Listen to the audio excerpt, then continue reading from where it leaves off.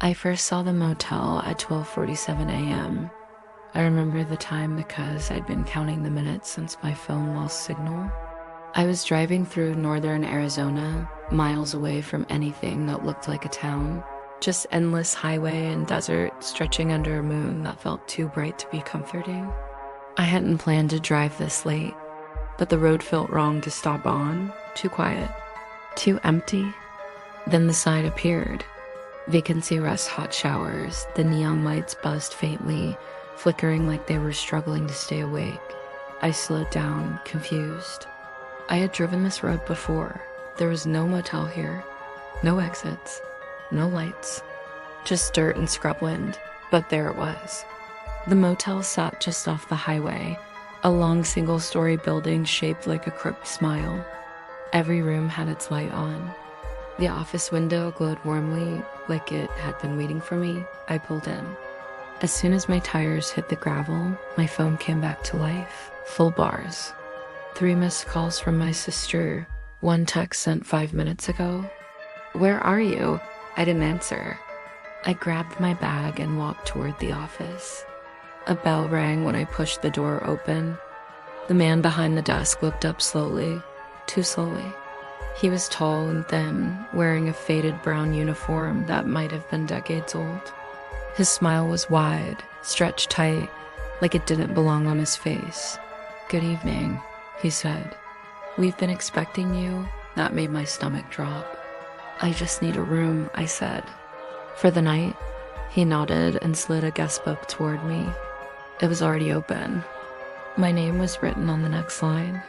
Perfect handwriting. Full name. Signature. I stared at it, my mouth dry. "I didn't write this." The man tilted his head slightly. "Everyone says that." I laughed nervously. "How much is the room?" He didn't answer. Instead, he handed me a brass key with a tag that read, "Room 6 checkout. Never. That's not funny," I said. He smiled wider. "The room is ready," he said. "And sir, once you're inside, please don't open the door after midnight." I glanced at the clock behind him. 12:59 a.m. I took the key. Outside, the air felt heavier. Still, no wind. No sound. The desert had gone completely silent, like the world was holding its breath. Room 6 was near the end of the row. The door creaked open. Inside, the room smelled faintly of dust and old soap. The furniture looked untouched for years, but the bed was perfectly made. The TV sat across from it, already on, static. I locked the door behind me. The clock on the nightstand read 12:59.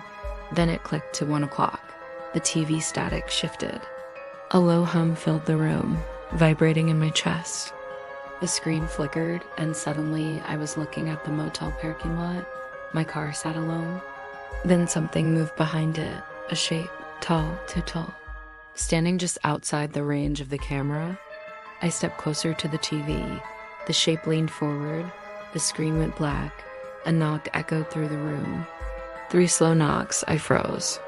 The man's voice came through the door, calm and polite. "Sir, you forgot to sign out."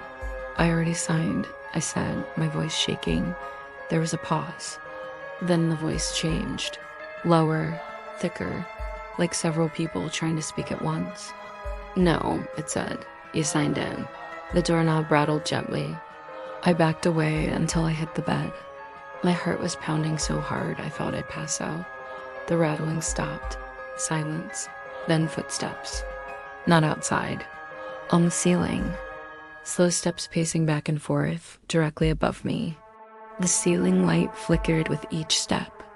I grabbed my phone and dialed 911, no signal. The TV turned on again by itself. This time, it showed room 6, my room.